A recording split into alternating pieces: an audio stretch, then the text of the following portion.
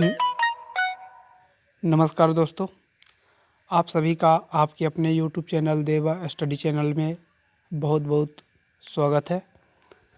दोस्तों, आज हम पढ़ेंगे वर्ग 3 के बाल विकास एवं शिक्षा शास्त्र से पूछे जाने वाले महत्वपूर्ण प्रश्न के बारे में। तो चलिए शुरू करते हैं। दोस्तों, पहला क्वेश्चन है, बुद्धि के भूकारक सिद्धांत का प्रतिपादक है। तो दोस्तों, बुद्धि के भूकारक सिद्धांत का प्रतिपादक है थॉर्नडाइक। दूसरा है दोस्तों, उपनयन संस्कार किस शिक्षा काल में किया जाता था।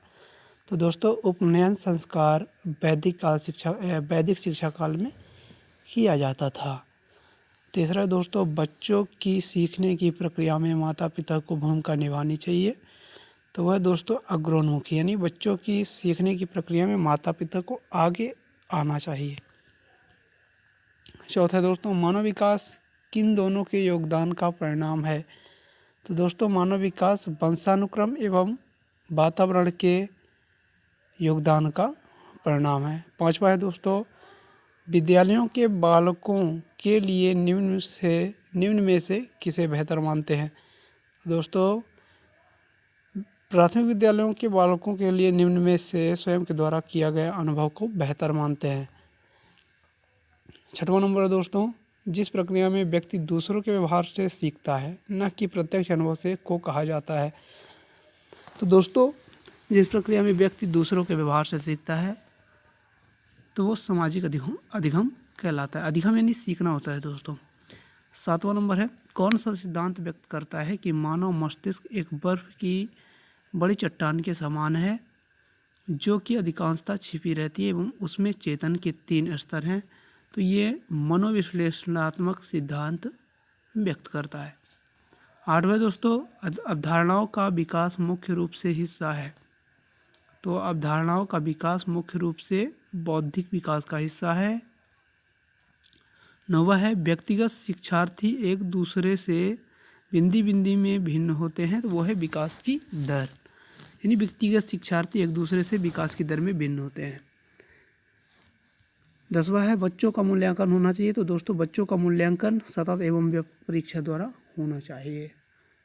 बच्चों का मूल्यांकन सतत एवं व्यापक परीक्षा द्वारा होना चाहिए। 11वां है, वाइगोत्स्की बच्चों को सीखने में निम्नलिखित में से किस कारक की महत्वपूर्ण भूमिका पर बल देते हैं। तो वो देते हैं सामाजिक कारक की महत्वपूर्ण भूमिका पर। 12वां दोस्तों, जब बच्चे की दादी उसे उसकी माँ की गोद से लेती है तो बच्चा रोने लगता है। बच्चे के रोने का कारण है दोस्तों, जब कोई भी बच्चा अगर अपनी माँ के गोद से जाता है किसी दूसरे के गोद में तो उसको संवेगात्मक दुश्चिंता होती है और बच्चा रोने लगता है। 13वां दोस्तों, निम्नलिखित में से कौन सा सूक्ष्म गतिक कौशल का उदाहरण है। तो सूक्ष्म गतिक कौशल का उदाहरण है दोस्तों लिखना। किशोर बिंदी बिंदी का अनुभव कर सकते हैं। तो दोस्तों, किशोर दुश्चिंता और स्वयं से सरोकार का अनुभव कर सकते हैं। 15वां नंबर है, नर्सरी कक्षा से शुरुआत करने के लिए कौन सी विषय वस्तु सबसे अच्छी है। तो दोस्तों, अगर नर्सरी कक्षा से शुरुआत करना है तो सबसे अच्छी विषय वस्तु होगी मेरा परिवार। सफल समावेशन को निम्नलिखित की आवश्यकता होती है सिवाय पृथक्करण के। तो दोस्तों, सफल समावेशन में पृथक्करण नहीं चाहिए और बाकी अभिभावकों की भागीदारी, संवेदनशील बनाना और क्षमता संवर्धन, ये तीनों की आवश्यकता होती है पृथक्करण के अलावा। 17वां नंबर दोस्तों, संवेग व्यक्ति की उत्तेजित दशा है। संवेग व्यक्ति की उत्तेजित दशा है, यह कथन है वुडवर्थ का। 18वां दोस्तों, एक सशक्त विद्यालय अपने शिक्षकों में निम्नलिखित योग्यताओं में से सर्वाधिक बढ़ावा देता है। एक सशक्त विद्यालय अपने शिक्षकों में निम्नलिखित योग्यताओं में से सर्वाधिक बढ़ावा देता है। तो वो है प्रतिस्पर्धात्मक अभिवृत्ति। भाषा में अर्थ की सबसे छोटी इकाई है स्वनिम। भाषा में अर्थ की सबसे छोटी इकाई होती है दोस्तों स्वनिम। 20वां नंबर है, पूर्वाग्राही किशोर या किशोरी अपनी बिंदी बिंदी के प्रति कठोर होंगे। तो यहाँ हो जाएगा समस्या।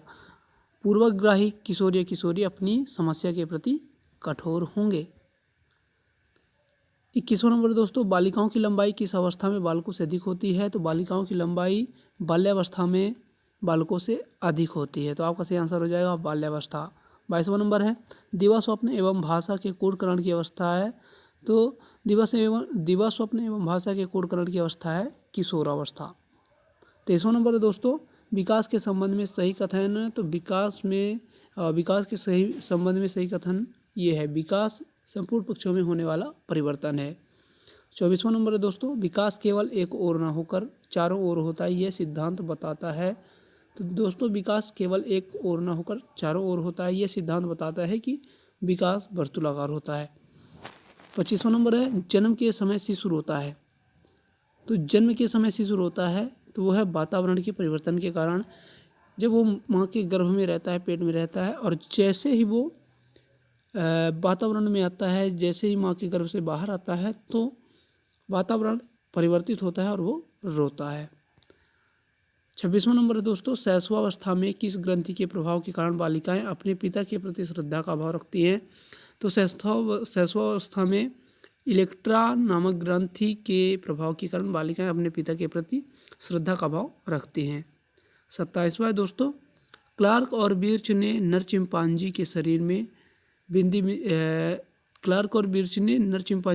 स्त्री हनुवंश प्रवेश करवाए थे। 28वां दोस्तों, बालक का विकास वंशानुक्रम व वातावरण का है। बालक का विकास वंशानुक्रम व वातावरण का गुणनफल है। ठीक है दोस्तों। 29वां नंबर दोस्तों, जीवन का सबसे कठिन काल है। तो दोस्तों जीवन का सबसे कठिन काल किशोरावस्था को माना गया है, जो 14 वर्ष से 19 वर्ष के बीच होता है। और इस वीडियो का आखिरी क्वेश्चन नंबर 30 है दोस्तों, बालक के अस्थायी दांतों की संख्या है 20। तो बालक के अस्थायी दांतों की संख्या है 20। दोस्तों अगर हमारा वीडियो आपको पसंद आया हो तो हमारे चैनल को लाइक, शेयर और सब्सक्राइब करना ना भूलें। धन्यवाद।